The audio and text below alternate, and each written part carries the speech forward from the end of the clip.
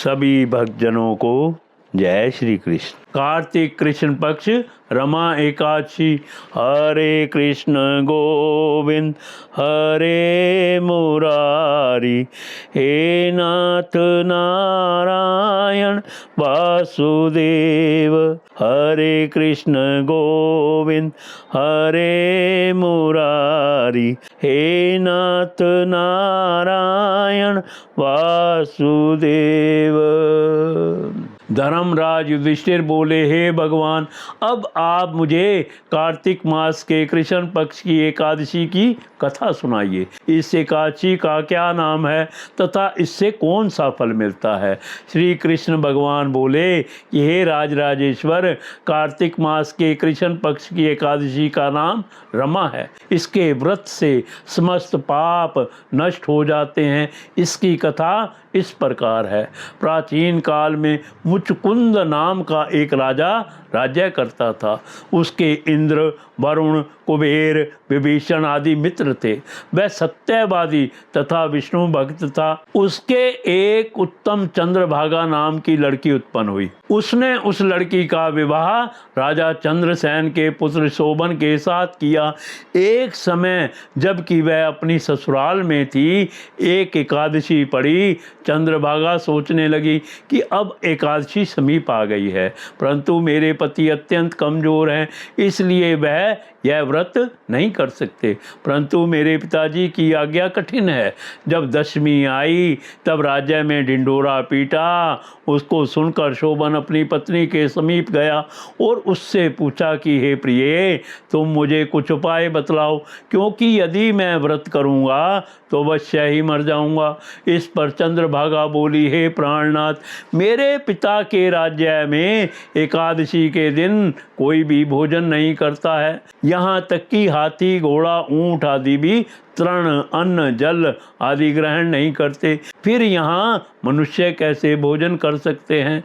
यदि आप भोजन करना चाहते हैं तो यहाँ से किसी दूसरे स्थान को चले जाइए, क्योंकि यदि आप इसी स्थान पर रहोगे तो आपको व्रत अवश्य ही करना पड़ेगा। इस पर शोभन बोला, हे प्रिय, आपका कहना बिल्कुल उत्तम है।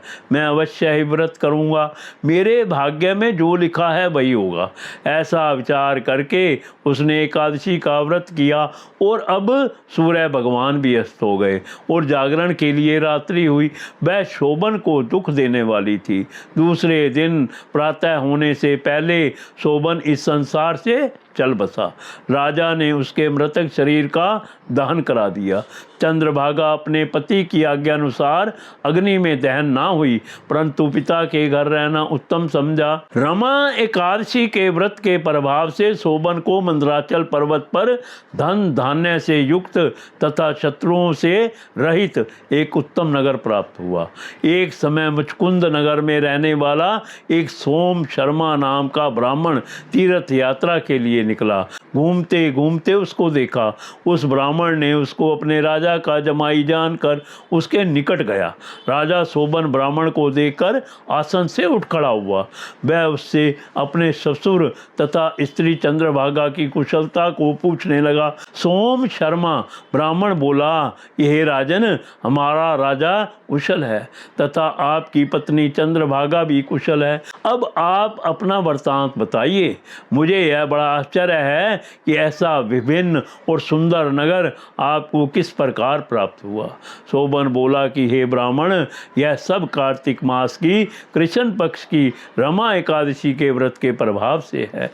इसी से मुझे यह अनुपम नगर प्राप्त हुआ है, परंतु यह अध्रुव है। इस पर ब्राह्मण बोला कि हे राजन, यह अध्रुव क्यों है और ध्रुव किस प्रकार हो सकता है, सो आप मुझे समझाइए। मैं आपके कहे अनुसार ही करूँगा। आप इसे किंचित मात्र भी झूठ ना समझो। शोभन बोला, हे ब्राह्मण, मैंने श्रद्धा पूर्वक व्रत किया था। इसके प्रभाव से मुझे यह नगर प्राप्त हुआ है। इस वृत्तांत को राजा मुचकुंद की पुत्री चंद्रभागा से कहोगे तो वह इसको ध्रुव बना सकती है। ब्राह्मण ने वहां जाकर चंद्रभागा से समस्त वृत्तांत कहा। इस पर राजकन्या चंद्रभागा बोली कि हे ब्राह्मण, आप मुझे उस नगर में ले चलिए। मैं अपने पति को देखना चाहती हूँ। मैं अपने व्रत के प्रभाव से उस नगर को ध्रुव बना लूँगी। चंद्रभागा के वचनों को सुनकर वह सोम शर्मा ब्राह्मण उसको मंदराचल पर्वत के पास वामदेव के आश्रम में ले गया। वामदेव ने उसकी कथा को सुनकर चंद्रभागा का मंत्रों से अभिषेक किया।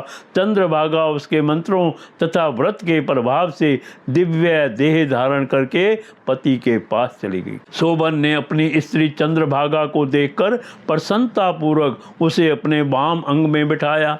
चंद्रभागा बोली, हे प्राणनाथ, अब आप मेरे पुण्य को सुनिए। जब मैं अपने पिता के गृह में 8 साल की थी, तब ही से मैं यथाविधि एकादशी का व्रत करती थी। उन्हीं व्रतों के प्रभाव से आपका यह नगर ध्रुव हो जाएगा और समस्त कर्मों से युक्त होकर प्रलय के अंत तक रहेगा। चंद्रभागा दिव्य रूप धारण करके तथा दिव्य आभूषण एवं वस्त्रों से सजकर अपने पति के साथ आनंद पूर्वक रहने लगी और शोभन भी उसके साथ आनंद पूर्वक रहने लगा।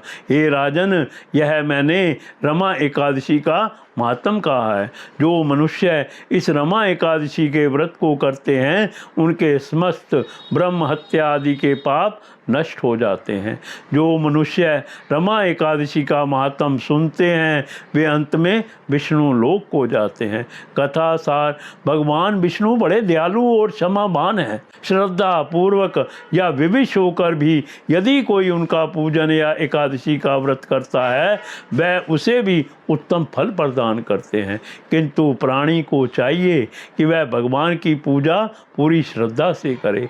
शोभन अपनी पत्नी द्वारा श्रद्धा पूर्वक किए गए एकादशी व्रतों के कारण अपने राज्य को स्थिर कर सका। ऐसी स्कुर्मा पत्नी भगवान श्री विष्णु की अनुकंपा से ही प्राप्त होती है। रमा एकादशी व्रत कथा संपूर्ण। हरे कृष्ण गोविंद हरे मुरारी, हे नाथ नारायण वासुदेव।